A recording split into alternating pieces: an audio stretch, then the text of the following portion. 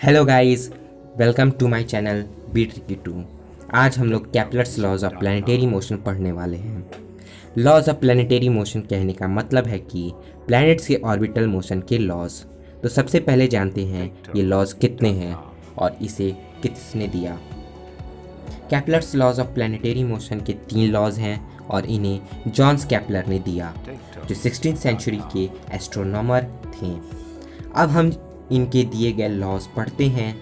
सबसे पहले first law पढ़ते हैं। Kepler's first law states that the planet move in elliptical orbit around the sun, with sun one of the two foci of the elliptical orbit.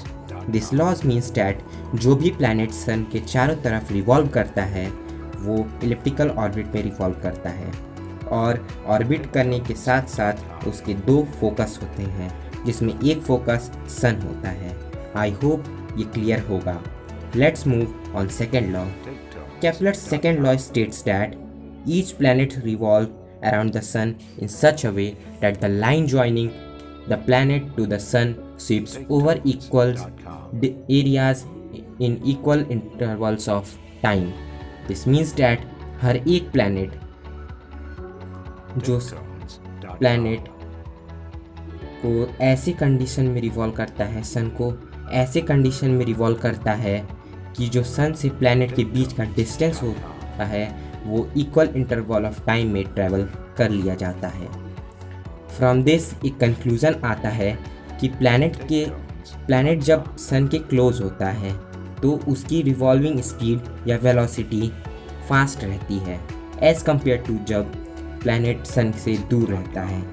Hope second law भी clear होगा। Now time comes for third law. Kepler's third law says that the cube of mean distance of a planet from the sun is directly proportional to the square of time it takes to move around the sun. This law means कि जो mean distance रहता है planet and sun के बीच का, उसका cube directly proportional होता है time के स्क्वायर जो उस planet से ऑप्ट किया जाता है while revolving around the sun. I hope ये 3 लॉज आपको क्लियर होंगे। अब अगर आपने कल का लेक्चर वीडियो देखा होगा तो उसमें मैंने न्यूटन के ग्रेविटेशन लॉज बताए हैं। उसमें न्यूटन का सेकेंड लॉ जो F inversely proportional to r square है वो पढ़ाया है। तो दिमाग में ये क्वेश्चन आ रहा होगा और क्वेश्चन अक्सर एग्ज़ाम्स में भी आता है कि how did Newton get the inverse square rule या F direct inversely proportional to r square. तो चलिए ये भी जानते हैं। न्यूटन ने ये लॉ केपलर के थर्ड लॉ से डिस्कवर किया। कैसे? तो चलिए देखते हैं। सबसे पहले कंसिडर करते हैं एक प्लैनेट जिसका मास m है और वेलोसिटी v है और वो सन को रिवॉल्व कर रहा है एक सर्कुलर ऑर्बिट में। And while orbiting the sun or revolving the sun, planet is getting force F, which force centripetal force. अब planet का मास कांस्टेंट है तो ऊपर का इक्वेशन को हम लोग ऐसे लिख सकते हैं और इक्वेशन फर्स्ट सपोज कर लेते हैं। नाउ अगर प्लैनेट टाइम t कंज्यूम कर रहा है रिवॉल्व करने में सन का, तो वो डिस्टेंस 2πr लेगा। तो वेलोसिटी हो जाएगी, अब यहाँ पे 2π कांस्टेंट है तो हम इस इक्वेशन को v directly proportional to r/t लिख सकते हैं। अब अगर हम दोनों साइड स्क्वायर ले लें तो ये इक्वेशन ये बन जाएगा। अब लास्टली हम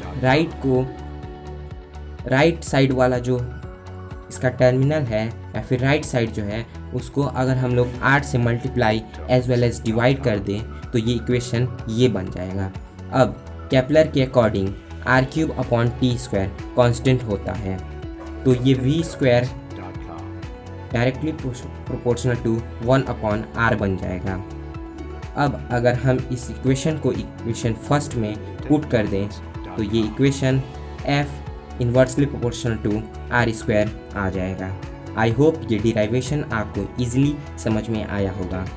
जाने से पहले कल मैंने एक क्वेश्चन पूछा था कि यूनिवर्स का स्ट्रॉन्गेस्ट फोर्स क्या है, और उस क्वेश्चन का आंसर है न्यूक्लियर फोर्स, क्योंकि पूरा यूनिवर्स जो है वो पार्टिकल से बना है और उन पार्टिकल के बीच यही फोर्स होता है।